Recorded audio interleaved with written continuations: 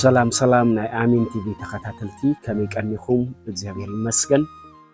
لما عنتون كم تلمود كافتي زحلفة تمرتنا زقص المدب حيزنا مسينا لنا زحلفة سمون حدا بكريستوس يسوس زعمنا سب كنبرو زقبا هيوت عنا بابرا انتاي كمسل كم زلوو ريناينا مجمر زرعنايو حزون دقيمنا تخلطن قبرلو ندلي صدقي دحنت بقويتانا مدحنان يسوس كريستوس نعنا استوهبه نصا وهبتو مخاني اب افيسون معرف كلتا قصر شومونته قدوس باولوس كزارب كلو حدا كو خي مكح بجبري ايكونن يزبلنا بامنت نكريستوس يسوس بمؤمن بصقا ايكون زدحانكم حدا كو خي مكح بجبري ايكونن يبلنا سلازي دحنت صدقي بكريستوس يسوس وهابنا نحنا خعب بامنت نقبلو نا اغزيابير وهبتو ويتانا مدحنان يسوس كريستوس نابز عالم زيك مصخلو ازينا دحنت ناي صدقي وهبتو حيزولنا يمص اس بعلو وهبتو خوين يمص سلازي حدا سب نخصدق حدا حاتياتኛ نخصدق اب قدم اغزيابير دحنت نخركب نكريستوس يسوس بملؤ لبو كامن كخيل كم زلو ريناينا سلازي نكريستوس يسوس بمؤمن ጸጋ እግዚአብሔር ምሕረት እግዚአብሔር ድህነት እግዚአብሔር ተቀበለ ሰብከ ከመይ ነበር በቃ አሚኑሎ ተወዲው አይኮነን መጽሐፍ ቅዱስ ሓደ ዘአመነ ወልድ እግዚአብሔር ዝኾነ ሰብ ጽድቅ እግዚአብሔር ዝተካፈለ ሰብ ድማ ከመይ ክነብር ከም ዘሎ በግልጽ ይነግረና ስለዚህ ዘሐለፈን ታይላንድ ሄርና ሓደ በእምነት ዝደሐነ ሰብ ወልድ እግዚአብሔር በግብሩ ድማ በነባብሩ ድማ በህይወቱ ድማ ብርሃን ዝኾነ እግዚአብሔር ባሕዘብል በቅድስና በጽድቅ استملأ بفريحة እግዚአብሔር استملأ ህይወት ክነብር ከም ዘለዎ ሬናይን ለማ አንተ ናይ ዝኽፍል እዚ ክንቅጽሊና ቀጻሊ ናቱ ቀጻሊ ትምርቲና ክሪ ናይ ለማ አንቲ ትምርትናውን ሓደ ብትክክል ውልድ እግዚአብሔር ዝኾነ ሰብ እንታይ ዓይነት ህይወት ክነብር ኣለዎ ከመይ ዓይነት ህይወት ክነብር ኣለዎ ዝብል ትምርቲና ክንቅጽል ኣብ ለማ አንቲ ኣብ ኤፌሶን ምዕራፍ 5 ትኹረት ክገብር ካብ ቃል አምላኽ ካብ ቅዱስ ቃሉ كاب إفيسون معرف حمشته كاب قصر حدا جميرة كم ببقى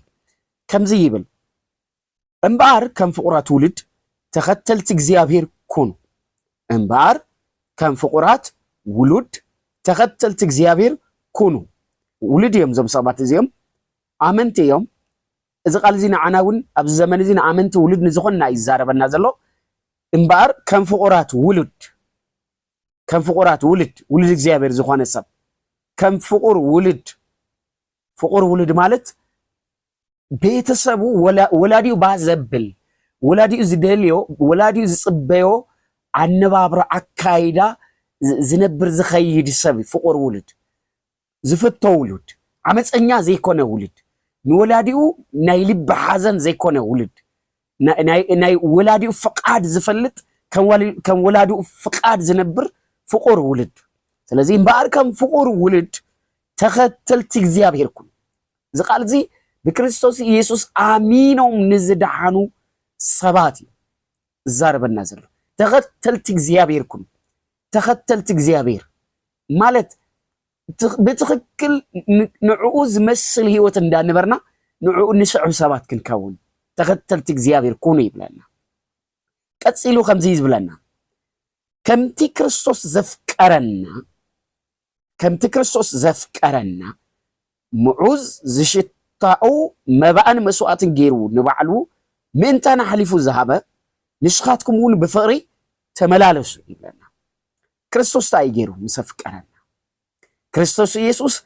ابكنت حطياتنا نرسو انتي غيرو قريبو معوز زشتو مبان مسوات غيرو اقريب ምክንያቱም ኃጢአት በመስዋዕት ይስረ ኃጢአት ስሬት በመስዋዕት ከም ተቀርም ሕዝቡን ዝበልክዎ እንኳን ኣብ ሓድሽ ኪዳን ይቅረሞ ኣብ ሓድሽ ኪዳን ኣብ ብሉይ ኪዳንውን ንግዚኡ ዘይኮነ ማኑ ዘላቀ ዘይኮነ ንግዚኡ ዝኾነ ናይ ኃጢአት ስሬት በመስዋዕት ይስረኒ በመስዋዕት ኣባጊዕ መስዋዕት እንስሳት ግዚያው ናይ ኃጢአት ስሬት ገይሩ እግዚአብሔር አምላኽ ስርዓት ይብዎም ነይሩ እስራኤላዊ ኣብ ሓድሽ ኪዳን ከዓ ናይ ኃጢአትና ስሬት بمشروعات يسوع كريستوس ዝርከብ نزي كرم حزن تايله حاتيات بجنزب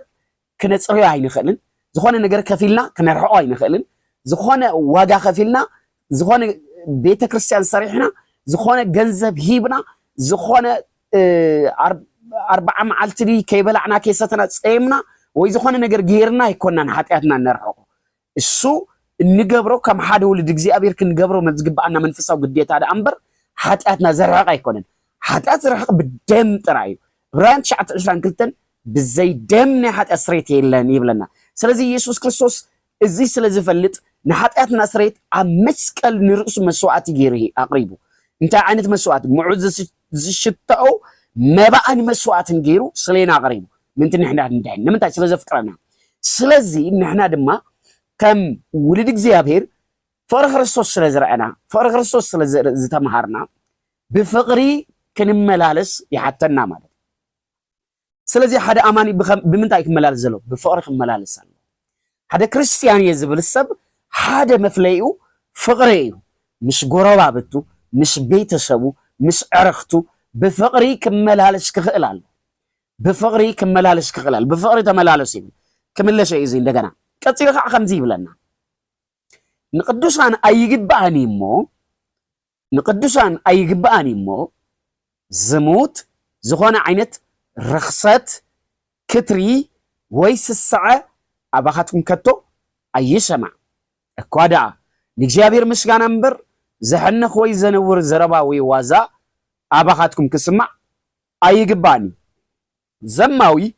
رخص ويتعود كم مملخ زقود صار سسع زلو وصب أب كدمي أب منجستي كريستوس نجابيرن رستي كم زي بلو فلاتو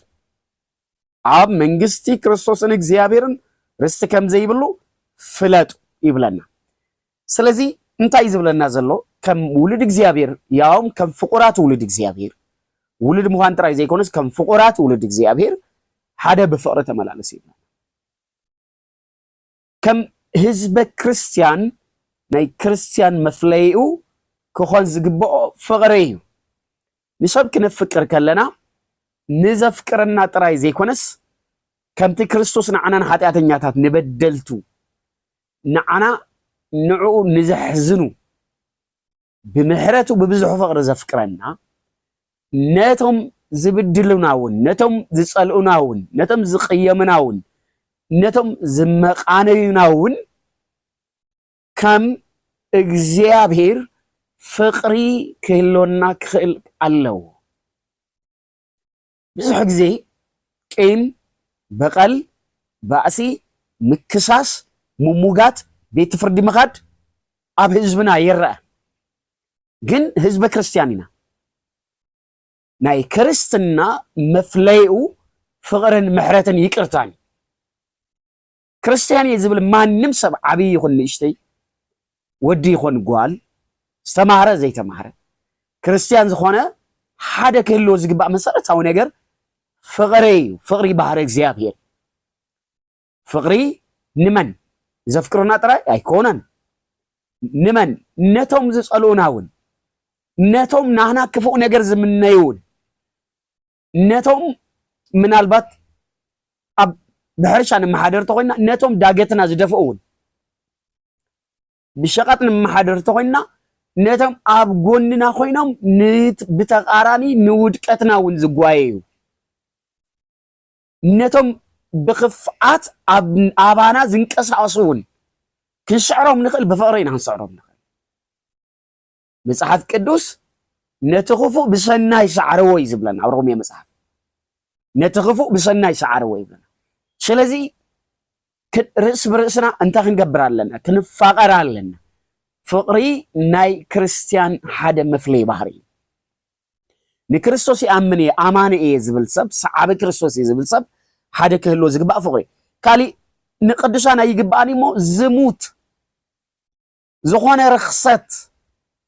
ክትሪ ወይ ስሳዕ ኣባኻትኩም ከቶ ኣይሰማዕ እዩ ዝብል ሕዚ ኣብ ህዝብና ዓብይ ፈተና ኮይኑ ዘሎ ሓደ ዝሞት እዩ ካብ ቃል ኪዳን ወፃእ ዝኾነ ርክሰት እዩ እዚ መንእሰይና ከም ለበዳ ዘበላሽዎ ዘሎ ሓደ ዓብይ ፈተና ኮይኑ ዘሎ ናይ ዝሙት ፈተና እዩ ዝሙት ኣብ ቅድሚ እግዚአብሔር ኃጢአት እዩ ዓመጽ እዩ ንእግዚአብሔር ምብዳል እዩ ዝሙት መቅደስ እግዚአብሔር ዝኾነ አካልካ ምርካስ መቅደስ እግዚአብሔር ዝኾነ አካልቲ ምሳኻ ዝዝሙ ምፍራስ ምርካስ እዩ ስለዚ ዝሙት ካፍቶም ንእግዚአብሔር ዘቆጥዕዎ ዓበይቲ ኃጢአታት ሓደ ዝሙት እንብሎ እንታይ ካብ ቅድሚ መርዓ ዝግበር ሩካቤ ተመርዒኻ ካብ ናይ ቃል ኪዳን ሰብኣይካ ወይ ሰበይትኻ ወፃኢ ዝግበር ሩካቤ እዚ ዝሙት ይበሃል ብዘይ ምኽንያት ንሰበይትኻ ፈትሕኻ ካሊእ ሰበይቲ ምምፃእ ዝሙት እዩ ዝብሎ መጽሓፍ ቅዱስ ብዘይ ምኽንያት ንሰብኣይ ፈትሕኻ ካሊእ ሰብኣይ ምምፃእ ዝሙት እዩ ዝብሎ መጽሓፍ ቅዱስ ፍትሕ ከም ፋሽን ዝኾነሉ ጊዜ ኢና ኔና እዚ ግን ብዓይኒ መጽሓፍ ቅዱስ ዝሙት እዩ ዝሙት እዩ ዘመውት ከዓ መንግስተ ሰማያት ኣይወርሱ ናይ ዝሙት ሳዕቤኑ ከዓ ሲኦል እዩ ስለዚ እንታይ ዝብለና ዘሎ ከም ህዝቢ እግዚአብሔር ኣባኻትኩም ዝሙት ክረአ ክስማዕ እውን የብሉን ይብለና እግዚአብሔር ብቃል ኪዳን ቅዱስ ብዝኾነ ቃል ኪዳን ኣብ ቅድሚ ቤተ ክርስቲያንን ኣብ ቅድሚ እግዚአብሔርን ብዝግበር ቃል ኪዳን ጥራይ ምስ መዋስብትና ሩካቤ ክንፍጽም ጥራይ ፈቂዱልና ካብ ወፃኢ ዘሎ ብምልኡ ዝሙት እዩ መንእሰያት እዚ ክሰምዑ ይደሊ እየ ዝሙት ኩሉ ግዜ ውድቀት ኪሳራ ጥፍኣት እዩ ዘስዕብ ዝሙት ክበዝሕ ከሎ ኪሳራ ናብ ሂወትና ይመጽእ ሰይጣን ኣስዒቡ ብዙሕ ክሳራ እዩ ዝመጽእ HIV ሕማም ካልኦት ተላበድቲ ሕማማት ሰላም ምስኣን ናይ ጥዕና ምህዋኽ ዘይተጸበኻዮ ፅንሲ ካብኡ ስዒቡ ውርጃ ካሊእ ተኸታተልቲ ዝኾኑ ኃጢአት ኣብ ልዕሊ ኃጢአት ኪሳራ ኣብ ልዕሊ ኪሳራ ሒዙ ይመጽእ እግዚአብሔር ይሓዝን ንሕና እውን ሂወትና ነመሳቕል ስለዚ ዝሙት ንህዝበ ክርስቲያን ዝግባእ ኣይኮነን ዝሙት ክርስቲያን እየን ዝብል ክርስቲያን ኣማን እየን ዝብል ኣይተፈቅደን እግዚአብሔር ቅዱስ እዩ ንሕና ከዓ ደቀ ብቅድስና ክንነብር መጽሓፍ ቅዱስ ዝሓተና ኣብ ቀዳማይ ጴጥሮስ ምዕራፍ 1 ቁጽሪ 16 ናይ እግዚአብሔር ቃል እንታይ ይብለና እግዚአብሔር ከምዚ ኢልና ኣነ ቅዱስ እየ እሞ ንስኻትኩም ቅዱሳን ስለዚ ቅድስና እንታይ እዩ ዘይምዝማው ቅድስና ቅድስና እንታይ እዩ ዘይምስካር ቅድስና ቅድስና እንታይ እዩ ቅድስና ዘይምጥንቋል ዘይምድፍታር ቅድስና ዘይምሕሳው ቅድስና ንዝበደለካ ይቅረ ምባል ብፍቅሪ ምቅራብ ቅድስና ስለዚ ህዝብና ካብዚ ክወፅእ ክኽእል ኣሎ ተዘይተመሊስና ካብ ዝሙት ካብ ስኽራን ካብ ጭፈራ ተዘይወፂና ህዝቡን እግዚአብሔር ባዕና እዩ ዝሓዘን ዘሎ ኣብ ምድርና ዝመጽእ ዘሎ ተኸታታሊ ፈተና ሓደ ምኽንያቱ ንሕና ንእግዚአብሔር ዘይምፍራሕና እዩ ሓደ ምኽንያቱ ንእግዚአብሔር ዘይምፍራሕና ብንጽህና ብቅድስና ብፈሪሃ እግዚአብሔር ዘይምንባርና ጎረቤት ምስ ጎረቤት ብፍቅሪ ዘይምንባሩ ሓደ ነቲ ሓደ ከጥፍእ ክቃለስ ከሎ ኢና ንርኢ ሓደ ነቲ ሓደ ክቀትል ሓደ ናይቲ ሓደ ሃፍቲ ክብትን ጥዕና ክህውኽ ፍቅዱ እንዳደብተራ እንዳጠንቋሊ ክጎዩ ከሎ ኢና ንርኢ ኣብ ከምዚ ዓይነት ኩነታት እግዚአብሔር ከመይ ገይሩ ክባርኸና ከመይ ገይሩ ሰላም ክበና ከመይ ገይሩ ዕረፍቲ ክበና ከመይ ገይሩ እግዚአብሔር ስራሕናዮ ክባርኾ ይኽእል ኣብ ከምዚ ዓይነት ህይወት ዝነብር ማሕበረሰብ ፈተኑ ብዙሕ ኣሕዋተይ ክርስቲያን ክርስቶስ ኢየሱስ ክንነብሮ ዝግባአና ኣርአያ ዝኾነ ህይወት ደጊሙ ዝነብር እዩ ክርስቲያን ማለት ክርስቲያን ማለት ብንጽህና ዝነብር እዩ ክርስቲያን ማለት ብምሕረት ዝነብር እዩ ክርስቲያን ማለት ሓደ ጊዜ ብኪዳን ውሉድ እግዚአብሔር ኮይኑ እንዳደብተራ እንዳጠንቋሊ ዘይኸይድ ማለት ክርስቲያን ማለት ብንጽህና ናይ ቃል ኪዳን ሰበይቱ ሰብኣዩ ኣኽቢሩ እሙን ኮይኑ ሓዳር ዝመርሕ ማለት ክርስቲያን ማለት ቅድሚ ሓዳር ምንም ከይገበረ ብንጽህና ሓዳር ዝምስረት ማለት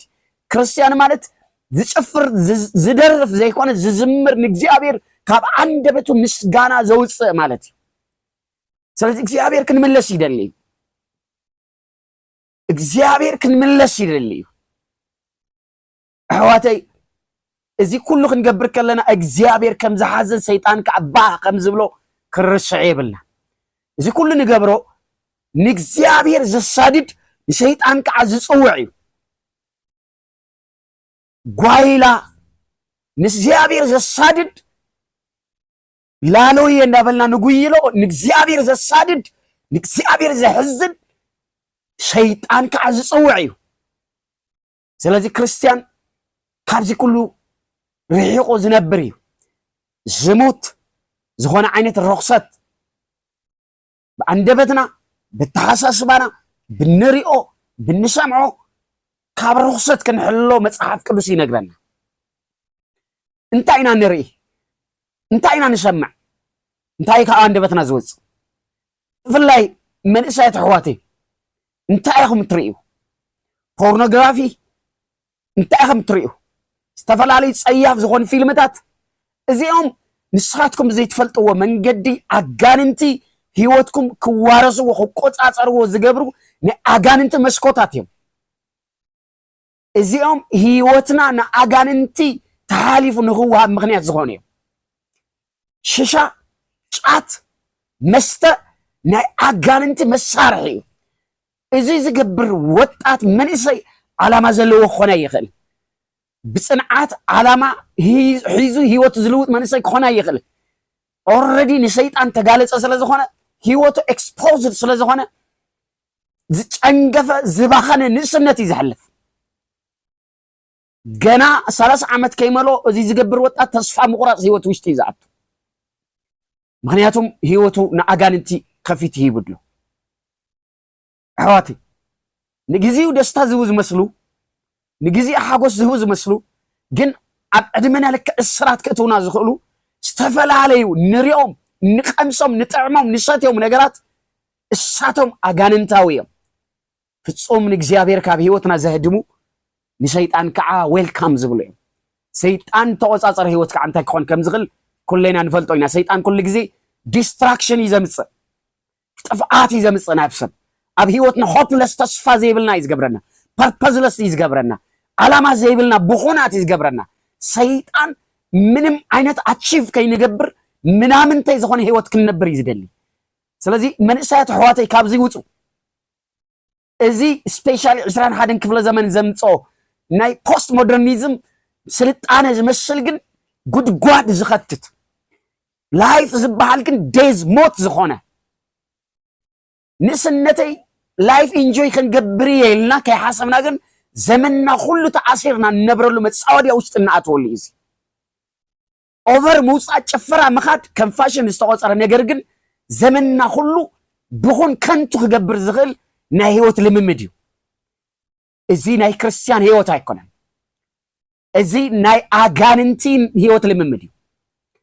ስለዚ እንታይ እዩ ዝብለና መፅሓፍ ቅዱስ ከም ፍቁር ፍቁራት ውሉድ እግዚኣብሔር ንእግዚኣብሔር ተኸተልቲ ትኾኑ ኩኑ ካባኻትኩም ርኩሰት ዝሙት ክስማዕ ኣይብሉን ስሳዕ ክስማዕ ኣይብሉን እዩ ዝብለና ዘሎ ስሳዕ ኣብ ህዝብና ሓደ ዘሎ ፈተና እሱ እዩ ስሳዕ ናትካ ገዲፍካ እንዳማትካ ኣቋሚጥካ ከመይ ገይረ እየ በቤት ታሊለ እንታይ ኣጭበርብር እንታይ ጉቦ ሂበ እዚ ነገር እዚ ናትኢ ክገብሮ ኢልካ ምቅላስ ስሳዕ እዩ ናይ ምስኪን ክሟገተለን ዝኽእል ነገር ዘይብለን ኣዶታት ምስኪን እሟገተለም ዘይኽእሉ ውልድ ናይ ድኻታት ብዓመፅ ብግፍዒ ንብረትናን ሃብትናን ክንገብር ክንጎይ ከለና ስሳዕ እዩ እግዚኣብሔር እዩ ዝሓዝን ማንም ንሰብ ዝብድል ንእግዚኣብሔር እዩ ዝብድል ምክንያቱ ሰብ ብኣርኣያ ስላሴ ተፈጥረ ክቡር ፍጥረት እዩ ኣብ ሰብ ንገብሮ ማንኛውም ግፍዒ እግዚአብሔር ይነውሕ እምበር እግዚአብሔር ከይተበቀለ ስቃይ ይብልን ስሳዕ ናትካ መሬት እንዳሃለኻ ናይ ካሊእ መሬት ምድፋእ ስሳዕ ናትካ ሃብቲ እንዳሃለው ናይ ካሊእ ሃብቲ ንምምንጣል ሙግያ ስሳዕ ምስራቅ ስሳዕ ዝርፍያ ስሳዕ ጭራሽ ህፃናት እንዳዓፈንካ ካሊእ ነገር እንዳገበርካ ናይ ሰብ ሃብቲ ኣምፁ እንዳባልካ ምፍራሕ ስሳዕ እዚ ካብ ሰብኣውነት ዝወፀ ኣጋንንታዊ ዝኾነ ስሳዕ እዩ እግዚአብሔር ከምዚ ንዝበሉ ሰባት ከይፈረዶም ኣይቀርብ ስለዚ ኣሕዋተይ ክትምለሱ ኣብ ስሳዕ ህይወት ትነብሩ ሰባት ክትምለሱ ክዛረብ ይደሊ ቃሉ ተመለሱ ስለዝብል ካብ ጥፍኣትና ክንመለስ ኣለና ድሕር ዳ ንእግዚአብሔር ብምፍራሕ ሰሪሕና ንእሽተይ ዋላ ትኹን እግዚአብሔር ክባረኸልና ጥዕና እግዚአብሔር ይህብ በረኸት ይህብ ሰላም ይህብ ህይወት ብብዝሕ ገንዘብ ኣይኮነን ገንዘብ እንዳሃለዎ ድቃስ ዘይብሉ ብዙሕ ህይወት እግዚአብሔር ባሪኾ ከበካ ከሎ ብንእሽተይ ዓጂብካ ተሓጒስካ ብፍቕሪ ክትነብር ካለኻ እዩ ናይ ህይወት ትርጉም እሱ እዩ ኣሕዋት ህይወት ብምቕሓም ብምጫስ ብስኻር ናይ ህይወት ትርጉም እሱ ኣይኮነን ህይወት ፐርፐዝፉል ዓላማ ዝተመልአ ብተስፋ ዝተመልአ ህይወት ብዘለና ሕጉሳት ኮይንና ንነብሮ ንኻልኦት እንዳካፈልና ናይ ካልኦት ሓጎስ እውን እንዳራእና እንዳተሓጎስና ንነብሮ ህይወት ትክክለኛ ህይወት ስለዚ ካብ ስሳዕ ክንወፅእ እግዚአብሔር ይመክረና ኣሎ ማዓንቲ ካሊእ ካብ አንደበትና ንእግዚአብሔር ዝኸውን ምስጋና እምበር ዘሕንኽ ወይ ከዓ ዘነውር ዘረባ ወይ ዋዛ ኣባኻትኩም ክስማዕ ይግብኣን ይብለና አንደበትና እንታይ እዩ ኣብ 24 ሰዓት እንዛረቡ ዘረባ እስኪ ኢቫሉዌት ንግበር ንመዝን ነው እስኪ እንታይ ካብ አንደበትና ዝወፅ እግዚአብሔር ዝባርኽ እግዚአብሔር ዘመስግን መዝሙር ወይስ ታይ ዝወፅ ካባና ንዴት ቁጣዓት ጸርፊ ሓደ ሰባት ናይ ጸርፊ ዲክሽነሪ ዘለዎም ሁሉ ይመስሉ ምሉእ መዓልቲ አንደበቶም ቋንቋም ብጸርፊ ዝተመለአ ፍቅሮም እውን ብጸርፊ ዝገልጹ ሰባት አሉ እዚ እግዚአብሔራዊ ቋንቋ አይኮነን ሓደ ቃል ልክፍት ዝሓዞም ስለተቃራኒ ጾታት ስለ ርኽሰት ዘይተዛሪቦም ዝተዛረቡ ዝተጻወቱ ዘይመስሎም ከዓሉ አንደበትና እግዚአብሔር ክነመስግነሉ ንሰባት ክነጽናዕነሉ ክንመኽረሉ ካባና ምኽሪ ምጽናዕናዕ ተስፋ ናይ ተስፋ ቃል ክወፅእ እግዚአብሔር አንደበት ይብና ስለዚ አንደበትና ዋዛ ዘሕንኽ ዘረባ መጥቀሚ መሳርሒ ክኸውን እግዚአብሔር አይፈቱን ኣሕዋተይ አንደበትና ክቀደስ ክኽእል ኣሎ ናይ እግዚአብሔር ቃል ምንም ኮምፕሮማይዝ ብዘይገብር መልክዑ ከምዚ ይብለና ዘማዊ ርኹስ ወይ ጣዖት ከም ምምላኽ ዝቁፀር ስሳዕ ጣዖት ከም ምምላኽ ዝቁፀር ስሳዕ ሰብ ከም ጣዖት አምላኽ ዝቆፅሮ እግዚአብሔር ከም ጣዖት ምምላኽ ዝቁፀር ስሳዕ ዘለዎ ሰብ ኣብ መንግስቲ ክርስቶስን እግዚአብሔርን ርስቲ ከም ዘይብሉ ፍለጡ ይብለና ቁርጽና ይነግረና ዘሎ መንግስቲ እግዚአብሔር ተዘይወሪስና ታይሞ ተስፋና ወይታ ኢየሱስ ክርስቶስ ኣብ ምድሪ ከምህር ከሎ ከምዚ ኢሉ ሰብ ኣብ ዓለም ዘሎ ሃፍቱ ብምሉእ ናቱ እንተገበረ ነፍሱ ግን ተጥፈእ እንታይ ዋጋ ኣለዎ ኢሉ እሞ እንድሕር ናይ እግዚአብሔር መንግስቲ ዘይንወርስ ኮይና 70-80 ዓመት ኣብዛ ምድሪ እዚኣ እቲ ንዚ እንዳገበርና ነይርና ንዘለኣለም ኣብ ሲኦል ነበር ተኮይና እንታይ ይትርፍና እግዚአብሔር ንሲኦል አይፈጠረናን ምርጫና ምርጫ መንገድ እግዚአብሔር ተገይርና ዕድልና ናይ እግዚአብሔር መንግስቲ ግን እንድሕር እንዳ ምርጫና ምርጫ ዓለም ምርጫ ሰይጣን ገይርና ግን ከንቲ ቃሉ ዝብለና ዘሎ ዘማዊ ወይ ርኹስ ወይ ከዓ ስስዕ እንተኮይና ናይ እግዚአብሔር መንግስቲ ክፍጹም ክንወርስ ከም ዘይንኽእል ይነግረና ናይ እግዚአብሔር ቃል ለዚ ክርስቲያን እየ ክንብል ከለና እዚ ኩሉ ክንነብሮ ተጸዋዕናዮ መጸዋዕታ ምዃኑ ክርዳኣና ኣለዎ ዝሓለፈ ሰሙን ብጣዕሚ ግልጽ ገይረ ተዛሪበ ስመ ክርስቲያን ምዃን ክርስቲያን ኣየብልን ወይ ከዓ ስለ ኢየሱስ ክርስቶስ ሒደት ዝኾነ ኢንፎርሜሽን ፍልጠት ምህላው ክርስቲያን ኣየብልን ክርስቲያን ዘብሎ ንሓደ ክርስቲያናዊ ህይወት ዝረአ ኣብ ህይወቱ ክርስቲያናዊ ህይወት ክነብር ከሎ ናይ ክርስቲያን ላይፍ ፊሎሶፊ ናይ ክርስትና ናይ ህይወት ፍልስፍና ክነብር ከሎ ክርስቲያን ዝበሃል ክርስቲያን ዝብል ሽም ንመጀመርያ ግዜ ኣብ አንጾኪያ ከተማን ዝነበሩ ክርስቲያናት ተዋብሽም ክርስቲያን ዝተባህሉ ላይፎም ህይወቶም ክረአ ከሎ ኣነባብሮኦም ክረአ ከሎ ንክርስቶስ ይመስል ነይሩ ክርስቶስ ኣብ ምድሪ ክነብር ከሎ ዝነበረ ህይወት ይነብርዎ ነይሮም ክሪእዎም ከሎ ብንጽህና እዮም ዝነብሩ ክሪእዎም ከሎ ብቅድስና እዮም ዝነብሩ ክሪእዎም ከሎ ብፍቅሪ እዮም ዝነብሩ ክሪእዎም ከሎ ተኻፊሎም እዮም ዝበልዑ ክሪእዎም ከሎ ምሕረት ይገብሩ ዓለም ንዕቆም ይነብሩ ክሪእዎም ከሎ በቃ እዚኦም ንክርስቶስ እዮም ዝመስሉ ክርስቲያን ኢሎም ሰይሞሞም ክርስቲያን ኢሎም ፀውዕዎም ኣመንተ ይኮኑ ክርስትና ናይ ህይወት ፍልስፍና ኣነባብራ እዩ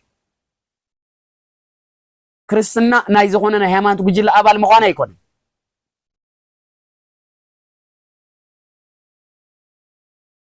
ክርስትና ዘብሎ ብትክክል ክርስቲያናዊ ህይወት ምንባር ክንክእል ከለና ክርስቶስ ካብ ዓለም ከውፀና ይመጽእ ማለት በአካል ካብ ዓለም ከውፀና ዘይኮነ በአካል ካብ ዓለም ነውፀል ግዜ ለው ቅድሚና ግን በነባብራና ካብ ዓለም ከውፀና ክርስቶስ ናብ ዓለም ዝመጽእ በካይዳኩም ነዛ ዓለም እዚ ኣይትምስሉ ኢሉና ናይ እግዚአብሔር ቃል ዓለም እንታይ አለው ዓለም ቅድም ዝበልክዎ ዝሙት አለው ስኽራን አለው ጭፈራ አለው ዓለም ጥንቆላ አለው ደፍተርና አለው ዓለም ኣብ ዓለም ታለው ሱስ አለው ዓለም ዝተፈላለዩ ናይ ኃጢአት ዓይነት አለው ዓለም ግብረ ሰዶማዊነት አለው ዓለም እሙን ዘይምዃን አለው ስሳዕ አለው ዓለማዊነት ማለት እሱ ስኻር ዓለማዊነት ማለት ካብዚ ኩሉ ርሕቅና ንእግዚአብሔር ዝመስል ከም ውልድ እግዚአብሔር ንጹህ ዝኾነ ህይወት ክንነብር ክርስቶስ ካብ ሰማይ መጽእ ክርስቶስ ኢየሱስ ካብ ኃጢአት ክፈልየና ካብ ዓለም ክፈልየና ይመጽእ ስለዚህ ማንም ንክርስቶስ ይፈልጦይ ዝብል ይብለና ቅዱስ ዮሐንስ አቀደማዊ መልእክቱ ምዕራፍ 2 ንሱ ከም ዝተመላለሱ ክመላለሱ ኣለዎ ይብለና ለዚ ኣሕዋተይ እንድሕር ደኣ ብክርስቶስ ኢየሱስ ኣሚንና ምሕረት ጸጋን እግዚአብሔር ተቀቢልና ቀጺልና ክንነብሮ ዝግባአና ህይወት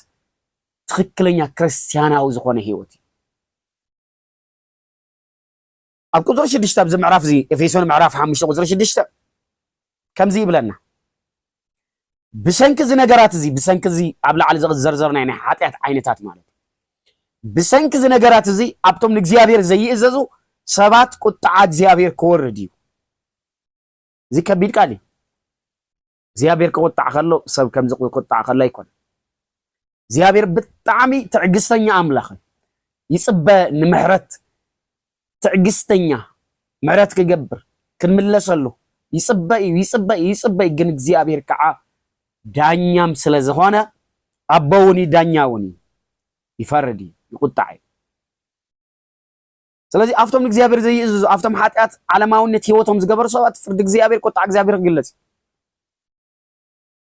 ምክንያቱም እግዚአብሔር ፍትሓዊ ኣብ ዓለም እኳ ንሕጊ ዝጥሕስ ሰብ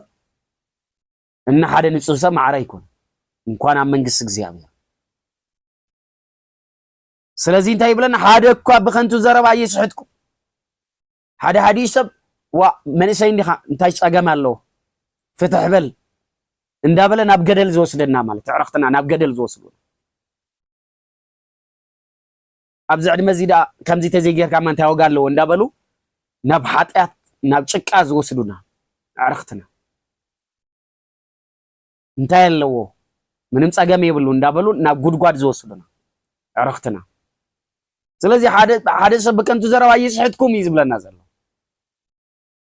ማንም ይሁን ማንም ንኃጢአት ዝጋብዘና ሁሉም ቢክ ንብሎለና ንጥፋት ዝጋብዘና እምቢ ክንብሎለና ንኽፋት ዝጋብዘና እምቢ ክንብሎለና ቀደም ጸልማት ነይርኩም ይኹም ይብለና ቅድሚ ክርስትና ዝነበረ ህይወት ናይ ጸልማት ህይወት ናብ ክርስትና ክንመጽእ ከለና ግን ናይ ብርሃን ህይወት ናይ ንጽህና ናይ ቅድስና ናይ ተስፋ ምሳሌ ቀደም ጸልማት ነይርኩም ይኹም ሕዚ ግና ብጎይታና ብርሃን ይኹም ይብለና እምበኣር ከም ደቂ ብርሃን ኮይንኩም ንበሩ ይብለና ሕዚ ብርሃን ይኹም ከም ደቂ ብርሃን ኮይንኩም ንበሩ ይብለና ክርስቶስ ኣምላኽና እንተ ኮይኑ ክርስቶስ ጎይታና እንተ ኮይኑ ክርስቶስ ብርሃን ክርስቶስ ኣቦና ብርሃን እንተ ኮይና ንሕና ደቁ ልክዕ ናይ ብርሃን ህይወት ክንነብር ኣለና ማቴዎስ ምዕራፍ 5 ሓደ ብጣዕሚ ድንቂ ዝኾን ቃል ጎይታ ኢየሱስ ተዛሪበሉ ንስኻትኩም ናይ ዓለም ብርሃን ኢኹም ኢሉ ዓለም እዛ ዓለም እዚኣ ብክፉእ ከም ተተሓዘ ንፈልጥ ኢና ኢሉ ቅዱስ ዮሐንስ ቀዳማዊ መልእኽቱ ምዕራፍ 5 ዓለም ጸልማት እያ ማለት ዓለም ብኃጢአት ብርኩሰት ብዓመፃ ብኽፋት ተመሊኣ ኣላ ሕዚ ሓደ መዓልቲ ክሳዕ ትጠፍእ ማለት ኣብዛ ብጸልማት ተመልአት ዓለም ብርኩሰት ተመልአት ዓለም ንስኻትኩም ከም ብርሃን ኮይንኩም ተመላለሱ ማለት ብንጽህና ብቅድስና بفرح እግዚአብሔር بحቂ بእሙንነት ተስፋ ብዝተመልኦ ዓላማ ብዝተመልኦ ህይወት ንኻልኦቱን ብዝተርፍ ንኻልኦቱን በረኸት ብዝኸውን ህይወት በብርሃን ክንመላለስ በፍቅሪ ክንመላለስ እግዚአብሔር ይነግረና ብርሃን ይኹም ይልና ስለዚህ ከም ደቂ ብርሃን ተመላለሱ አቦይ ብርሃን ክርስቶስ አቦይ እንዳበልና ግን ንሕና ናይ ጸልማት ህይወት ነበር ተኾይና በፍጹም አቦና ክርስቶስ አይኮን ምክንያቱም ክርስቶስ ብርሃን ይደቅ ከዓ ብርሃን ንስታውስ ተኾይና ዮሐንስ ወንጌል ምዕራፍ 8 መወዳእታ ከባቢ ካብ ቁጥሪ 31 ጀሚሩ ክነንብብ ከለና ኢየሱስ ክርስቶስ ኣብ ምድር ኣብ ዝነበረሉ ግዜ ፈሪሳውያን ዝበሃሉ ናይ ሃይማኖት መምህራን ናይ ጂውሽ እምነት መምህራን ኢየሱስ ክርስቶስ ክዘራረቡ ከሎ ክልቲኦም حق تفلطيهم حق حرا خوصكم يمسبلهم حق فلط محارا وصو مسبلهم نو احنا دق ابراهامنا دق እግዚአብሔርና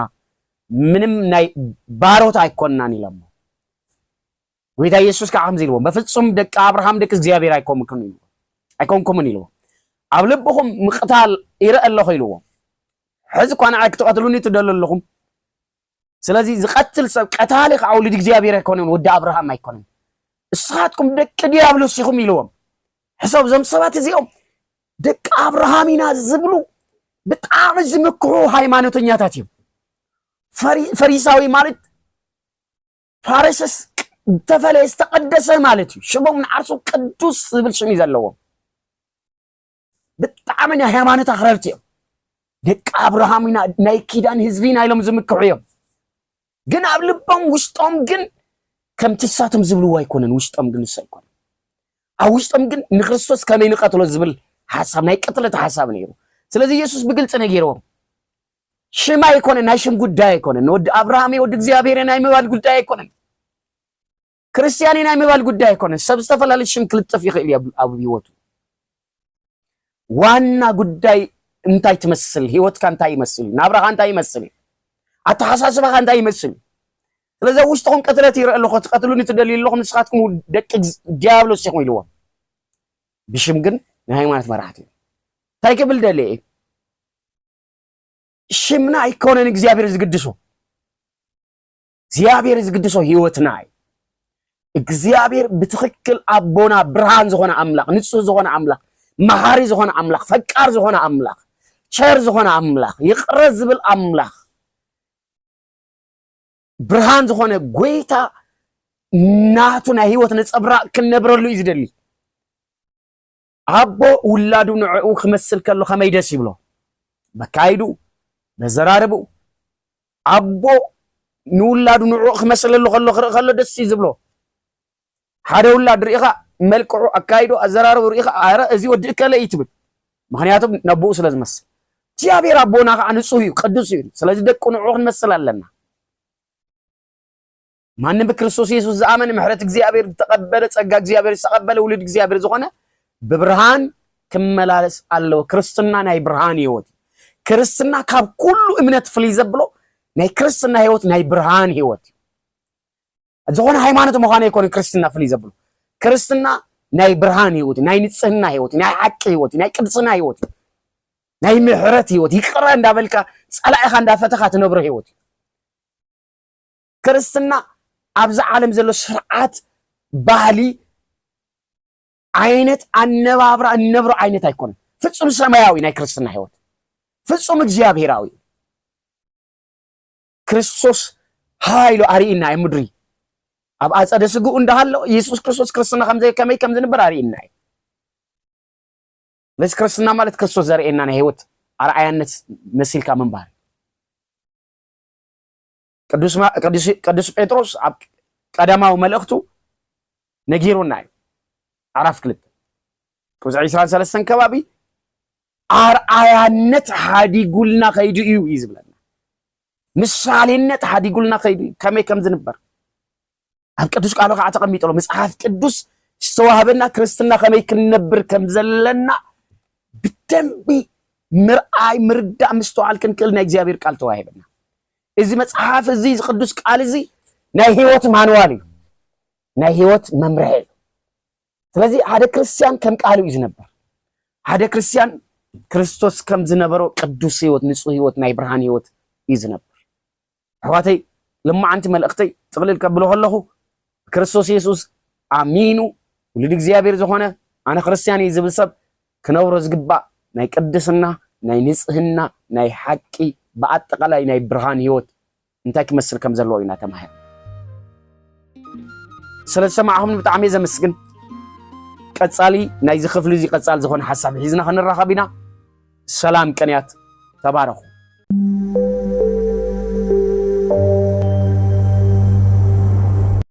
መልእኽቲ ናብ ዕብራውያን ምዕራፍ 1 እግዚአብሔር ካብ ጥንት ጀሚሩ ብዙሕ ጊዜን ብዝተፈላለየ መንገድን ንቦታትና ብነቢያት ገይሩ ተዛሪብዎም ነይሮም ኣብ ዘንዳሕሮት መዓልታት ግና ንዓና በተወራስ ሁሉ ብዝገበሮ ብእውን ዓለም ዝፈጠረ ወዱ ገይሩ ተዛረበና ንሱ እውን ክብሪ እግዚአብሔር መግለጺ ንኹሉ ነገር ብናይ ቃሉ ኃይሊ ዘቕውም በባህሪው ፍጹም አርአያ እግዚአብሔር ዝኾነ እዩ ኃጢአትና እውን ምሰንጸኸ ኣብ ሰማይ ኣብ የማን ልዑል እግዚአብሔር ተቐመጠ እቲ ዝወረሶ ስም ካብ ስም መላእኽቲ የመና ከም ዝዓቢ ወልድ ኸዓ ካብ መላእኽቲ የመና ይዓቢ እዩ ካብ መላእኽቱ ንስኻ ወደይኻ ኣነ ሎሚ ወለድኩኻ ከምኡ ኸዓ ኣነ ኣቦ ክኾነ እየ ንሱ እውን ውሉድ ክኾነኒ እዩ ዝበሎ ንመን እዩ መሊሱ ነቲ በኽሪ ወዱ ናብ ዓለም ክልእኾ እንተሎ ኩላቶም መላእኽቲ እግዚአብሔር ይስገድሉ ይብል ብዛዕባ መላእኽቲ ኸዓ ንመላእኽቱ ንፋሳት ነገልገልቱ ነበልባል ሓዊ ይገብሮም ይብል ብዛዕባ ወልድ ግና ኦ ኣምላኸይ ዝፋንካ ንዘለዓለም ዓለም ይነብር በትሪ መንግሥትኻ እውን በትሪ ቅንዕና እያ ጽድቂ ፈተኻ ዓመፅ እውን ጸላእኻ ስለዚ እግዚአብሔር ኣምላኽካ ሕልፊ ብጾትካ ብዘይተሓጎስ ቀብኣካ ይብል ከምኡ ድማ ኦ ጐይታይ ንስኻ ካብ መጀመርታ ንምድሪ መስረትካያ ሰማያት እውን ግብሪ ኣእዳውካ እዮም ንሳቶም ክጠፉ እዮም ንስኻ ግና ትነብር ንሳቶም ከም ክዳን ክበልዩ እዮም ንስኻ ከም ዓለባ ክትጥቕልሎም ኢኻ ንሳቶም እውን ክልወጡ እዮም ንስኻ ግና ከም ቀደምካ ኢኻ ንዘመናትካ እውን መወዳእታ የብሉ ይብል እግዚአብሔር ካብ መላእኽቲ ንጸላእትኻ መርገጽ እግርኻ ክሳዕ ዝገብሮም ኣብ የማነይ ተቐመጥ ዝበሎ ንሓደ እኳ የለን ኩላቶም መላእኽቲ ንኣገልግሎት እቶም ክድሕኑ ዘለዎም ዝለኣኹ ናይ ኣገልግሎት መናፍስቲ ዶ ይኮኑን ዕብራውያን ምዕራፍ 2 ስለዚ ምእንቲ ከይንጠፍእ ናብቲ ሰማዕናዮ የመና ክነቕልብ ይግባአና እዩ እቲ ብመላእኽቲ ዝተነገረ ቃል ክትእዘዞ ዝግባእ ሓቂ ካብ ኮነ ኩሉ ዝብድልን ዘይእዘዝን እውን ፍርዱ ዝቕበል ካብ ኮነ ንሕና ግዳ ንኽንዱዚ ዝኣክል ዓብዪ ድሕነት ሸለል ክንብል እንተለና ከመይ ጌርና ክነምልጥ ንኽእል እዙይ እቲ ብመጀመርታ ብጎይታ ዝተነገረ ድሕነት በቶም ዝሰምዕዎ ተረጋጊጹልና እዩ እግዚአብሔር ከዓ ብምልክትን ብዘደንቕ ነገራትን በብዓይነቱ ብዝኾነ ተኣምራትን በቲ ከም ፍቓዱ ዝዕድሎ መንፈስ ቅዱስን ገይሩ ምስክርነቶም ኣጽኒዑ እዩ ነታ ብዛዕባኣ እንዛረብ ዘለና እትመጽእ ዓለምስ ኣብ ትሕቲ መላእኽቲ ኣየግዝኣን እኳ ደኣ ኣብ ቅዱሳት መጽሓፍቲ ንስኻ ተሓስቦ ሰብ እንታይ እዩ ወይ ንስኻ ተሓሌሉስ سبنتايو كمل أختي نقرب جزي أنا أسكايو أخليل كبرن جرمان دفاع خالو أبلع الجبري أداوكا خعا شمكايو نخلو ونا بتحت أجارو أجزاء خالو إلو مسكير اللهم نخلو كجزاء لنتلو نعو زي جزاء حنتكوا أي حدجن حزقنا كلو كمستجز قلو أينر انزلنا نتي كمل أختي نقرب جزي أنا أسكايو توهيلو زنبر يسوس جنا بمخنيات موتو حزي أخليل كبرن مسجنان دفيو نريقو لنا أجي خعا نسو بسقا أجزابيهر مئن تخل سب سلز موتأيوم اتخلو مئن تقو خلوون بقو استفترة نبوزحات ولود ناب كبري مئن تخأتوام نتنا يدحنتم مرحي بمكرا فزقن كغورو تقبقو اتي زقدسن اتم زقدسون كاب حدا استرخوو يممو بز مخنيات زي خعا سمكا نحواتي كنقرومية أما أخل محبرون مسقانا خاخز مرية سلزبل أحواتي كبلوم أي حفرنيو مليسو خعا أنا أوك أمانية مليسون أنا توم إكزابير زهاذني ولدن نينا يبل اتم ولود سجان دمن زلبسو سبات سلزخونو إيسسون كم آتم سب كونم ازيو خعا بموتو نتي أبلع لموت سلطان نزلو ديابلوس من تخسعرو إيو نتوم بناي موت فرحات ملو عدميهم باراي خوينو من زنورو خعا حرام انت خوصيل إيو نزرئي أبراهام منبر نملا أختي كدحن أي مسأنمو سلازيون رهروهن أمونن نأجزابيهر زغلغل ليك كهنات من انت كخون نحاتيات هزبون سريت من انتي كوهب نتم أحواتو بخلو كمسلوم تقبقهم نسو بعلو كفتن انتلو تساقايو يمو نتم زفتنو خردهم يكالا ايو ዕብራውያን ምዕራፍ 3 እምበኣር ኣቱም ኣብ ሰማያዊ ጽዋዓ ተኻፈልቲ ዝኾንኩም ቅዱሳን ኣሕዋትና ናይ እምነትና ሐዋርያን ሊቀ ካህናትን ንዝኾነ ኢየሱስ ሕሰብዎም ከምቲ ሙሴ ኣብ ቤተ እግዚአብሔር እሙን ዝነበረ ኢየሱስ እውን ኣብ ቅድሚቲ ዝሸሞ እግዚአብሔር እሙን ነበረ ካብቲ ገዛ ነቲ ገዛ ዝሰርሐ ዝበለጸ ክብር ከም ዘለዎ ከምኡ ከዓ ካብ ሙሴ ኢየሱስ ዝበለጸ ክብር ኣለዎ ነፍሲ ወከፍ ገዛ ዝሰርሖ ሰብ ኣለዎ እቲ ንኹሉ ዝሰርሕ ግና እግዚአብሔር እዩ ብዛዕባ እቲ ንሓዋር ክኸውን ዘለዎ ነገራት ምስክር ምእንቲ ክኸውን ሙሴ ኣብ ኩላ ቤተ እግዚአብሔር እሙን ኣገልጋሊ ነበረ ክርስቶስ ግና ከም ውልድ ኣብ ልዕሊ ቤተ እግዚአብሔር እሙን እዩ ነቲ ትብዓትናን ንምክሓሉ ተስፋናን ክሳዕ መወዳእታ ኣጽኒዕናን ተሒዝና ድማ ቤተ እግዚአብሔር ንሕና ኢና ምእንቲ ዙይ ከምቲ መንፈስ ቅዱስ ዝብሎ ሎሚ ድምፁን ተሰሚዕኩም ከምቲ ኣብ ምድረ በዳ ንእግዚአብሔር ክትፈታተንዎ እንተለኹም ምእዛዝ ዝኣበኽምዎ ልብኹም ኣይተትሩ ኣብኡ ኣቦታትኩም ተሃላለኹንን ተፈታተኑንን ን40 ዓመት ከዓ ግብረይ ረኣዩ ስለዚ ነዚ ትውልዲ እዙይ ተቆጣዕኽዎ ኩሉ ሻዕ ብልቦም ይስሕቱ ንመንገደይ እውን ኣይፈልጥዎን በልኩ ብቁጣዓይ ድማ ናብቲ ኣነ ዘዳለኹሎም ዕረፍቲ ከቶ ኣይኣትውን እዮም ኢለ መሓልኩ ኣሕዋተይ ካባኻትኩም ካብቲ ሕያው ዝኾነ እግዚአብሔር ዘርሕቕ ክፉእን ዘየኣምን ልብን ዘለዎ ሓደ እኳ ከይህሉ ተጠንቀቑ እኳ ደኣ ሎሚ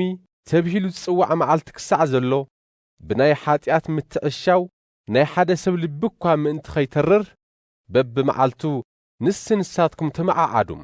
ነታ መጀመርታ እምነትና ክሳዕ መወዳእታ ጽኒዕና እንተሒዝናያ መዋርስቲ ክርስቶስ ንኸውን እዙይ ከዓ ከምቲ ሎሚ ድምፁን ተሰሚዕኹም ከምቲ ንእግዚአብሔር ምእዛዝ ዝኣበኽምዎ ልብኹም ኣይተትሩ ዝበሎ እዩ እቶም ሰሚዖም ምእዛዝ ዝኣበይዎኸ እንመን እዮም ኩላቶም እቶም ሙሴ ካብ ግብፂ መሪሑ ዘምጾም ደይኮኑን ን40 ዓመት ዝተቖጥዖም ከ እንመን እዮም ነቶም ሓጢኣት ዝገበሩ እሞ ሬሶኦም ኣብ ምድረ በዳ ዝወደቐ ደይኮኑን ናብቲ ዘዳለኽሎም ዕረፍቲ ኣይኣትውን እዮም ኢሉ ዝመሓልሎም ከ እንመን ድዮም ነቶም ዘይተዓዘዝዎ ደይኮነን ብሰንኪ ዘይምእማኖም ከኣቱ ከም ዘይከኣሉ እውን ንርኢ ኣለና ዕብራውያን ምዕራፍ 4 እምበኣር ናብ እግዚአብሔር ዘዳለው ዕረፍትን ምእታው ተስፋ ካብሃለውና ምናልባሽ ሓደ ካባኻትኩም ናብዚ ዕረፍቱዚ እንተይኣተወ ዝተርፍ ከይህሉ ንጠንቀቕ። ንዓናውን ከምቲ ንዓኣቶም ዝተሰበኸሎም እዩ ወንጌል ዝተሰበኸልና። እንተኾነ ነቲ ዝሰምዕዎ ቃል ብእምነት ስለ ዘይተቐበልዎ ኣይጠቐሙምን። ንሕና እናኣምን ግና ናብቲ እግዚአብሔር ዘተስፈዎ ዕረፍቲ ክንኣቱ ኢና። ስራሕ እግዚአብሔር ኣብ ምፍጣር ዓለም ተወዲኡ እንተነበረ እኳ እቲ ጽሑፍ ናብቲ ዕረፍተይ ኣይኣቱን እዮም ኢለ ቁጣዓይ መሓልኩ ይብል። ብዛዕባታ ሻውዒት መዓልቲ ኣብ ሓደ ስፍራ እግዚአብሔር ካብ ኩሉ ስርሑ ብሻውዒት መዓልቲ ዓረፈ ይብል። ኣብኡ ኸዓ ደጊሙ ናብቲ ዕረፍተይ ኣይኣቱን እዮም ይብል። እምበኣር ኣብዛ ዓረፍቲ እዚኣ ዝኣትዉ ሰባት ስለ ዘለዉ እዩ። እቶም ቅድም ብስራት ዝሰምዑ ግና ብሰንኪ ዘይምእዛዞም ኣይኣተውዋን። ስለዚ እግዚአብሔር ከም ትቕድም ሎሚ ድምፁን ተሰሚዕኹም ልብኹም ኣይተትርሩ ኢልዎ ዝነበረ ድሕሪ ነዊሕ ጊዜ ብኣፍ ዳዊት ገይሩ መሊሱ ሎሚ እናበለ ብምዝራቡ ሓንቲ ፍልጥቲ መዓልቲ ከም ዝመደበ የርኢ። ኢያሱ ኣዕሪፍዎም እንተዝኸውንስ ድሕሪኡ ብዛዕባ ካልእ መዓልቲ ኣይምተዛረበን ነይሩ። እምበኣር ንህዝቢ እግዚአብሔር ዕረፍቲ ተዳልያትሎም ኣላ።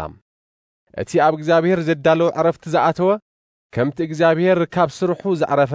ንሱ እውን ካብ ስራሑ ይዕርፍ እሞ። ስለዚ ሓደ እኳ ናይቲ ዘይምእዛዞም ኣርኣያ ተኸቲሉ ከይወድቕ ናብቲ እግዚአብሔር ዘዳለው ዕረፍቲ ክንኣቱ ንጻር። ቃል እግዚአብሔር ሕያውን ዝሰርሕን እዩ። ነፍስን መንፈስን መገጣጠምን አንጉዕን ክሳዕ ዝፈላሊ ዝቖርጽ ካብ ክልተ ዝኣፉ ሰይፊ ዝበልሕ እዩ። ኣብ ልቢ ዝተሰወረ ሓሳብን ድሌትን እውን ፈልዩ ዝምርምር እዩ። ኣብ ቅድሚ ዓይኑ ኩሉ ነገር ቁልዑን ስጥሑን እምበር ካብ እግዚአብሔር ዝሕባእ ፍጡር የለን። ንዕኡ ኸዓ ኢና መልስን ንህብ። እምበኣር ንሰማያት ዝዓረገ ዓብዪ ሊቀ ካህናት ኢየሱስ ወዲ እግዚአብሔር ስለ ዘለና እምነትና ጽዒና ንሓዝ። ከምዚ ኸማና ብኹሉ ዝተፈተነ እዩ፣ ግና ኃጢአት ኣይገበረን። ስለዚ ብድኻምና ክርህርህልና ዘይኽእል ሊቀ ካህናት ኣይኮነን። እምበኣር ምሕረት ምእንቲ ክንቅበል ረድኤት ብዘድለየና ጊዜ እውን ጸጋ ምእንቲ ክንረክብ ናብቲ ጸጋ እንረኽበሉ ዙፋን እግዚአብሔር ብምትእማን ንቕረብ። ዕብራውያን ምዕራፍ 5 ሊቀ ካህናት ዝኸውን ኩሉ ካብቶም ከምኡ ዝበሉ ሰባት እዩ ዝሕረም። ንእግዚአብሔር ምእንቲ ሰባት መባእን መስዋዕትን ከቕርብ ድማ ይሸየም። ንሱ በዕሉ ድኽመት ዘለዎ ስለ ዝኾነ ነቶም ዘይፈልጡን ዝተጋገዩን ክረህርሃሎም ይኽእል እዩ። ድኽመት ስለ ዘሎ ከምቲ ምእንቲ ህዝቢ ከምኡውን ምእንቲ ርእሱ ናይ ኃጢአት መስዋዕቲ ከቕርብ ይግብኦ። ከም ኣሮን ብእግዚአብሔር ዝተጸውዐ እምበር ነዚ ኽብሪ እዚ ባዕሉ ክረኽቦ ዝኽእል ሓደ እኳ የለን። ክርስቶስ እውን ሊቀ ካህናት ንምዃን ንባዕሉ ኣየኽበረን። ግና እግዚአብሔር ንስኻ ወደይ ኢኻ ኣነ ሎሚ ወለድኩኻ በሎ እምበር ኣብ ካልእ ስፍራ ድማ ንስኻ ከም መዓርግ መልከ ጸዲቕ ንዘለዓለም ካህን ኢኻ በሎ። ኢየሱስ ሥጋ ለቢሱ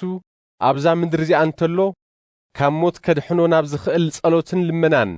ብብርቱዕ ገዓርን ንብዓት ነቕረበም። ንእግዚአብሔር ይእዘዝ ስለ ዝነበረ ኸዓ ልመናኡ ተሰምዐም። ወዲ እግዚአብሔር እኳ እንተኾነ በቲ ዝተቐበሎ መከራ ተኣዛዚ ምዃን ተምሃረም። ስርሑ ምስ ፈጸመ ድማ ነቶም ዝእዘዝዎ ኹላቶም ናይ ዘለዓለም ድሕነት ክረኹ ምኽንያት ኮኖም። እግዚአብሔር ከዓ ከም ማዕርግ መልከ ጸዴቅ ሊቀ ካህናት ገይሩ ሸሞ። ብዛዕባ እዚ ነገር እዚ እንብሎ ብዙሕ ነይሩና፣ ዘይተስተውዕሉ ድንዙዛት ስለ ዝኾንኩም ግና ክንገልጸልኩም ኣጸጋሚ እዩ። ካብ ዝኣመንኩምሉ ክሳዕ ሕዝስ መምሃራን ክትኮኑ እኳም ተገበአኩም ነይሩ። ገና ናይ መጀመርታ ትምህርቲ ቃል እግዚአብሔር ደጊሙ ዝምህረኩም የድልየኩም ኣሎ። ጸባ ደኣ እምበር ዕጹም ምግቢ ኣየድልየኩምን እዩ። ጸባ ዝምገብ ኩሉ ሕፃን ስለ ዝኾነ ብዛዕባ ናይ ጽድቂ ነገራት ክፈልጥ ኣይኽእልን። ዕጹም ምግቢ ግና ነቶም ጽቡቕን ክፉእን ንምፍላይ ንበዓልቶም ንዘላመዱ ንዓበይቲ እዩ። ዕብራውያን ምዕራፍ 6 እምበኣር ብዛዕባ ክርስቶስ እቲ ናይ መጀመርታ ትምህርቲ ሓዲግና ዕሙቕ ናብ ዝበለ ትምህርቲ ንሕለፍ። ብዛዕባ ካብቲ ናብ ሞት ዘብጽሕ ግብሪ ብንስሓ ምምላስ፣ ብዛዕባ ብእግዚአብሔር ምእማን፣ ብዛዕባ ጥምቀት፣ ብዛዕባ ኢድ ኣንቢርካ ምጽላይ፣ ብዛዕባ ትንሣኤ ምዉታን፣ ብዛዕባ ናይ ዘለዓለም ፍርዲ ዝምልከት መሊስና መሰረት ክንምስርት ኣየድልን። እግዚአብሔር እንተፈቒዱስ እዙይ ክንገብር ኢና። እቶም ሓደ ጊዜ ብርሃን ዝበርሀሎም ሰማያዊ ውህብቶ ዝጠዓሙ ተሳተፍቲ መንፈስ ቅዱስ ዝኾኑ ነቲ ሰናይ ዝኾነ ቃል እግዚአብሔርን ሓይሊ ናይታ እትመጽእ ዓለምን ዝጠዓሙ ዝኣመንዎ እንተኽሒዶም ንወዲ እግዚአብሔር ብፍቓዶም መሊሶም ስለ ሰቕልዎን ብገሃድ ስለ ዘላግጽሉን ብንስሓ ክምለሱ ኣይከኣልን እዩ። እታ ብዙሕ ጊዜ ነቲ ኣብኣ ዝወረደ ዝናብ ዝሰተየት ምድሪ ነቶም ዝሓርስዋ ዝጠቅም ፍረ እንተሃበቶም ካብ እግዚአብሔር በረኸት ትረከብ። እሾኹን ዳንዴርን እንተብቀለት ግና ንመርገም ዝቐረበት ጥቕሚ ዘይብላ ምድሪ እያ። መወዳእታኣ ኸዓ ብሓዊ ምንዳድ እዩ። ኣቱም ፍቑራተይ ከምዚ ኢልና እንተ ተዛረብና እኳ ብዛዕባ ኻትኩምስ ዘጠራጥር የብልናን። ነቲ ሰናይን ናብ ድሕነት ዘብጽሐኩም ነገር እንትፈልጥዎ ኢኹም። እግዚአብሔር ቅኑዕ ፈራዲ ስለ ዝኾነ ነቲ ምእንቲ ፍቕሪ ኢልኩም ብስሙ ነቶም ቅዱሳን ዘገልገልክምዎምን እተገልግልዎም ዘለኹምን ስራሕኹም ዝርስዕ ኣይኮነን። ነፍሲ ወከፍኩም እቲ ተስፋኹም ምእንቲ ክፍጸመልኩም ክሳዕ መወዳእታ ከምዚ ዝዓይነቱ ትግሃት ክተርእዩ እንደለና ነቶም ብእምነትን ብትዕግስትን ነታ ተስፋ ዝወርሱ ምእንቲ ክትመስልዎም እምበር ሃካያት ክትኮኑ ኣይንደልን ኢና። እግዚአብሔር ንኣብርሃም ተስፋ ክህቦ እንተሎ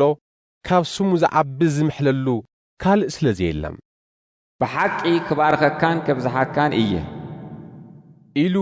ብርእሱ መሓለሉ። ኣብርሃም ድማ ብትዕግስቲ ተጸቢዩ ነታ ተስፋ ረኸባ። ሰባት ካብኣቶም ብዝዓቢ ይምሕሉ። እቲ መሓላ ኸዓ ነቲ ዝተብሃለ የጽንዖም፣ ንኹሉ ክርክር ኸዓ ይውድኦም። ስለዚህ እውን እግዚአብሔር እቲ ምኽሩ ከም ዘይልወጥ ነቶም ወረስቲ ተስፋ ብገሃድ ክሪኦም ምስ ደለየ ብመሓላ ኣረጋገጸሎም። እምበኣር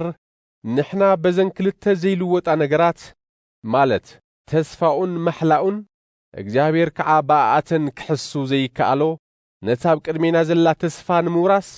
ናብኡ ተማዕቂብና ዘለና ጥንኩር ምጽናዕ ክንረክብ ኢና። እዛ ተስፋ እዚኣ ድልድልትን ጽንዕትን ዝኾነት ናይ ሕይወትና መልሕቕ እያ። ብመጋረጃ ሓሊፋ ናብታ ውሽጣዊት መቕደስ እተብጽሕ እውን እያ። ኢየሱስ ድማ ከም መዓርግ መልከ ጸዴቅ ናይ ዘለዓለም ሊቀ ካህናት ኮይኑ ምእንታና ቅድሜና ናብኣ ኣትዩ እዩ። ዕብራውያን ምዕራፍ 7 መልከ ጸዴቅ ናይ ሳሌም ንጉስን ናይ ልዑል እግዚአብሔር ካህንን ነበረ። ኣብርሃም ነቶም ነገሥታት ስዒሩ ክምለስ እንተሎ መልከ ጸዴቅ ተቐቢሉ ባረኾም። ኣብርሃም ድማ ካብቲ ዝማረኾ ኩሉ ኣስራት ሃቦም። ቅድም ትርጉም ስሙ ንጉሥ ጽድቂ ማለት እዩ። ድሓር እውን ንጉሥ ሳሌም ማለት ንጉሥ ሰላም ማለት እዩ። መልከ ጸዴቅ ኣቦ ኾነ እኖ ወይ ሓረግ ትውልድ የብሉን። ዝተወለደሉ መዓልቲ ወይ ናይ ሕይወቱ መወዳእታ የብሉን። ንሱ ብምሳሌ ወዲ እግዚአብሔር ንዘለዓለም ካህን ኮይኑ ይነበር። እዚ ሰብ እዚ ከመይ ዝበለ ዓብዪ ከም ዝኾነ እስኪ ረኣዩ። እቲ ርእሲ ኣቦታት ዝኾነ ኣብርሃም እኳ ኣስራት ናይቲ ዝማረኾ ሃቦም። እቶም ክህነት ዝቕበሉ ደቂ ሌዊ ግና ካብ ህዝቢ ማለት ካብቶም ኣሕዋቶም ዝኾኑ ደቂ ኣብርሃም ኣስራት ክወስዱ ሕጊ ሙሴ ይእዝዝ። መልከ ጸዴቅ ግና ካብ ሌዊ እኳ እንተዘይተወልደ ካብ ኣብርሃም ኣስራት ተቐበለ። ንሱ እውን ነቲ ተስፋ ዝተውሃቦ ኣብርሃም ባረኾ። እቲ ዓብዪ ነቲ ንእሽተይ ከም ዝባረኾ ፍሉጥ እዩ። በዚ ሓደ ወገን ነቲ ኣስራት እቶም መወቲ ዝኾኑ ሌዋውያን ይወስድዎም፣ በቲ ሓደ ወገን ከዓ እቲ ሕያው ኮይኑ ከም ዝነብር ዝተመስክረሉ ይወስዶም። ወይ ድማ ከምዚ ክንብሎ ንኽእል፣ እቲ ኣስራት ዝቕበል ሌዊ እኳ ብኣብርሃም ገይሩ ኣስራት ሃበ። መልከ ጸዴቅ ንኣብርሃም ክራኸቦ እንተሎ ሌዊ ገና ኣብ ሕቖ ኣብርሃም ኣቦኡ ነይሩ እሞ። እቲ ንህዝቢ እስራኤል ዝተውሃበ ሕጊ ከም ስርዓት ክህነት ሌዋውያን እዩ ዝነበረም እምበኣር እዚ ክህነት እዚ ፍጹም ነይሩ እንተዝኸውን ደኣ ከም ማዕርግ ኣሮን ዘይኮነስ ከም ማዕርግ መልከ ጸዴቅ ዝኾነ ካልእ ካህን ክትስእ ኣይመድለየን ነይሩ ክህነት ክልወጥ እንተሎ ሕጊ እውን ናይ ግድን ክልወጥ ኣለዎ እዚ ብዛዕባኡ ተዘሪቡሉ ዘሎ ጎይታ ኢየሱስ ካብ ካልእ ዓሌት እዩ ካብዛ ዓሌት እዚ ሓደ እኳ ኣብ መሰዊኢ ዘገልገለ የለን ጎይታና ኢየሱስ ካብቲ ሙሴ ብዛዕባ ክህነት ክዛረብ እንተሎ ዘይተዛረበሉ ካብ ዓሌት ይሁዳ ከም ዝተወልደ ፍሉጥ እዩ ሕዚ ኸዓ ከም መልከ ጸዴቅ ዝበለ ካልእ ካህን ክትስእ እንተሎ እቲ ነገር ኣጸቢቑ ይገሃድ ንስኻ ከም መልከ ጸዴቅ ንዘለዓለም ካህን ኢኻ ኢሉ ስለ ዝመስከረሉ ኸዓ እቲ ክህነቱ ምድራዊ ስርዓት ኣብ ዝሓገጎ ዘይኮነስ ኣብቲ ዘይሓልፍ ሓይሊ ህይወት ዝተመስረተ እዩ እቲ ዝሓለፈ ትእዛዝ ድኹምን ዘይጠቅምን ስለ ዝኾነ እዩ ዝተሰዓረ ሕጊ ሙሴ ንሓደ እኳ ኣብ ፍጻሜ ዘብጽሖ የለን እሞ ሕዚ ግና ናብ እግዚኣብሔር እንቐርበሉ ዝበለጸ ተስፋ መጺኡልና ኣሎ እዚ ክህነት እዚ ብዘይ ማሕላ ኣይኮነን እቲኣቶም ብዘይ ማሕላዮም ካህናት ዝኾኑ ዝነበሩ ንሱ ግና እግዚኣብሔር ንስኻ ንዘለዓለም ካህን ኢኻ ኢሉ መሓለ ኣይናስሕን ከዓ እዩ ከም ዝብል ብማሕላ እዩ ካህን ዝኾነም ኢየሱስ ድማ በዚ ማሕላ እዚ ናይታ ዝበለጸት ኪዳን መተኣማመኒ ወሓስ ኮነም ብክህነት ኩሉ ሻዕ ከየገልግሉ ሞት ስለ ዝኸልከሎም እቶም ቀዳሞት ካህናት ብዙሓት ነበሩ ኢየሱስ ግና ንዘለዓለም ዝነብር ስለ ዝኾነ ዘይሓልፍ ክህነት ኣለዎም ስለዚ ድማ ኩሉ ግዜ ምእንተ ኣቶም ክማልድ ንዘለዓለም ሕያው ስለ ዝኾነ ነቶም ብኦቢሎም ናብ እግዚኣብሔር ዝመጹ ንዘለዓለም ከድሕኖም ይኽእል እዩ ንዓና እውን ቅዱስ ነቐፋ ዘይብሉ ንጹህ ካብ ሓጥኣን ዝተፈለየም ካብ ሰማያት ከዓ ልዕል ዝበለ ሊቀ ካህናት እዩ ዘድልየና ንሱ ንሓዋሩ ሓደ ግዜ ንርእሱ መስዋዕት ገይሩ ኣቕሪቡ እዩ እሞ ከምቶም ካልኦት ሊቃነ ካህናት ቅድም ምእንቲ ሓጢኣት ርእሱ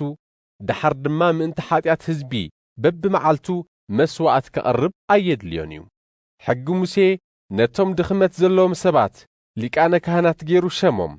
እቲ ድሕሪ ሕጊ ዝመጸ ቃል ማሕላ ግና ነቲ ንዘለዓለም ፍጹም ዝኾነ ወልድ ሸመ ዕብራውያን ምዕራፍ 8 እምበኣር እቲ ክንብሎ ዝደለና ቁም ነገር እዚ እዩ ንሕናስ ኣብ ሰማያት ኣብ የማን ዙፋን ልዑል እግዚኣብሔር ዝተቐመጠ ሊቀ ካህናት ኣለና ንሱ ኣብታ ሰብ ዘይኮነስ እግዚኣብሔር ዝተኸላ መቕደስን ድንኳን ሓቅን እዩ ዘገልግል ሊቀ ካህናት ዝኾነ ኩሉ መባእን መስዋዕትን ከቕርብ እዩ ዝሽየም ስለዚ እዚ ካህን እዚ እውን ዘቕርቦ ክህልዎ ግድን እዩ እምበኣርከ ኣብ ምድሪ እንተዝኸውንስ ከምቲ ሕጊ ዝእዝዞ ገይሮም መባእ ዘቕርቡ ካህናት ስለ ዘለዉ ንሱ ከቶ ካህን ኣይምኾነን ነይሩ እዚኣቶም ንምስልን ጽላሎትን ናይቲ ኣብ ሰማይ ዘሎ መቕደስ ዘገልግሉ እዮም ስለዚ ኸዓ እዩ ንሙሴ ድንኳን ክገብር እንተሎ ኩሉ ከምታ ኣብ እምባ ዝረኣኻያ ምስሊ ጌርካ ተጠንቂቕካ ስራሕ ዝበሎም ሕዚ ግና እታ ኢየሱስ ማእኸላይ ኮይኑ ዘገልግለላ ኪዳን ካብታ ኣረጊት ዝበለጸትን ኣብ ዝበለጸት ተስፋ ዝተመሰረተትን ስለ ዝኾነት እቲ ንዕኡ ዝተዋህቦ ኣገልግሎት ካብቲ ናታቶም ዝበለጸ እዩ እታ ቀዳመይቲ ኪዳን ነቐፋ እንተዘይርከባስ እታ ካልአይቲ ኣይመድለየትን ነይራ እግዚኣብሔር ነቶም ህዝቢ ነቐፋ ስለ ዝረኸበሎም ከምዚ ይበለ እንሆ ምስ ህዝቢ እስራኤልን ምስ ህዝቢ ይሁዳን ሓድሽ ኪዳን ዝኣትወለን መዓልትታት ክመጻ እየን ይብል እግዚአብሔር ከምታ ብኢዶም ሒዘ ካብ ምድሪ ግብፂ ከውፅኦም እንተለኹ ሙሰቦታቶም ዝኣትኽዎ ኪዳን ኣይኮነን ንሳቶም ብኺዳነይ ኣይጸንዑን እሞ ኣነ እውን ሸለል በልኩዎም ይብል እግዚአብሔር